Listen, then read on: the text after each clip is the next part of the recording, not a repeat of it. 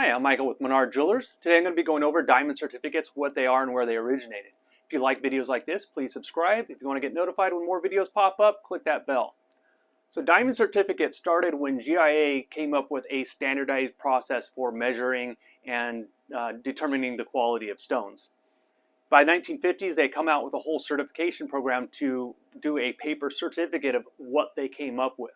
So they'll have 3 of their employees who've been trained in gemology with their gemologist certificates, and they will have those 3 employees look at a stone, measure their color, cut, quality, and all that, and they'll take the average of those 3 employees and what they thought the stone looked like, and that's what the GIA certificate will have, is the average of those 3 employees. Today, GIA's got locations all around the world. I believe India, Europe, and America, I think, are their 3 locations off the top of my head. And so they're kind of the big dogs. They're the main one. But since they've done that, there's a lot of other companies. These are the bigger ones. There are other companies out there that grade stones, but these are the kind of the bigger ones. AGS, pretty comparable to GIA. Their difference is they'll take the cut, and instead of breaking it into 5 parts like GIA does, going from excellent to poor, they actually break it up into 10 parts and kind of giving a more exact measurement of that cut of how they graded it.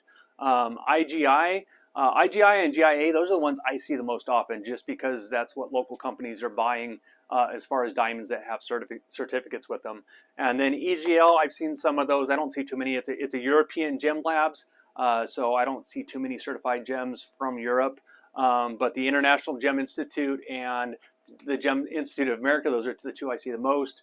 The American Gem Society, I haven't seen very many of those, just because that's what I've been given by companies. When I order stones personally, I'm always ordering the GIA, just because that's where I get my stones from. The company that I use actually has a GIA. GIA has a satellite location inside their facility to certify stones. So that's why you'll see, if you ever buy stuff from me, it'll be GIA, because the company I order from literally uses GIA within their company. So those are the 4 main ones. But why would you need a diamond certificate? So diamond certificate's kind of like a deed for your home or a title for your car. It says, what it is, how big it is, and kind of, describes it. And you can kind of buy something based on a piece of paper that says, okay, I'm buying a 2,000 square foot house, or I'm buying a 2002 Mustang or whatever. But that's what it was when that certificate was made. That's what it was. That house could have burned down, that car could have been crashed, or that diamond could have been broken. So just because you have a piece of paper that's saying that that's what it was when they were looking at, that doesn't mean that's what it is now.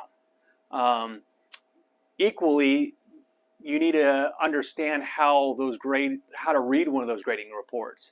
So just because it's a 1 carat certified diamond, it might have inclusions that when you look at it in person don't look that great. So even 2 diamonds that are graded equally, that was the opinion of those employees at those companies of what they looked at. And if they're different companies grading them, it can be a little bit different. So it's always good, just like when you buy a used car, you want to be seeing that thing in person and knowing that it hasn't changed or been damaged since that report was made, or just what it looks like in person. Things can look different in person than they look like in pictures.